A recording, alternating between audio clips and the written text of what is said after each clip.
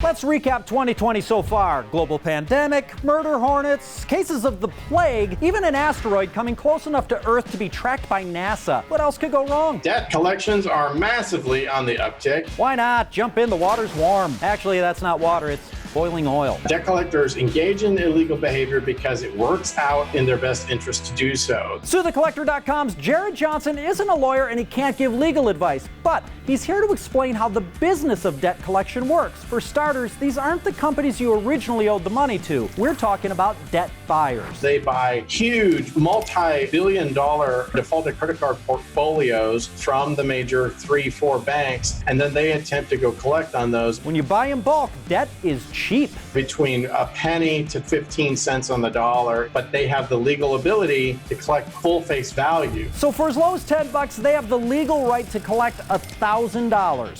So it's no surprise that debt buyers deploy vast resources to collect that money. They have a huge call center, 1,500 to 2,000 people on the phone 97% of the day on an auto dialer, calling, trying to get people to pay. And they're willing to lawyer up. They hire attorneys and they can actually garnish your wages, put liens on your house, your car, all sorts of problems they can cause. Okay, this all sounds pretty dire, but remember, when a debt buyer sues, they're hoping for a default judgment. They know that most consumers fail to show up in court. Show up in court. Expertise matters, so Jared suggests hiring a consumer rights lawyer. It does cost money for the consumer up front, but it will be a lot cheaper than allowing these lawsuits to go forward. If you show up, the burden of proof is on them. If that lawyer cannot prove that the actual debt custody from one person to the next was never lost, they won't collect it. Even if they do have proof, if you show up, you can try to use their enormous margin in your favor. A lot of times they'll settle a $5,000 credit card lawsuit. If you say, hey, this is the best I can do is give you $500, a lot of times they'll take it because it's better than nothing.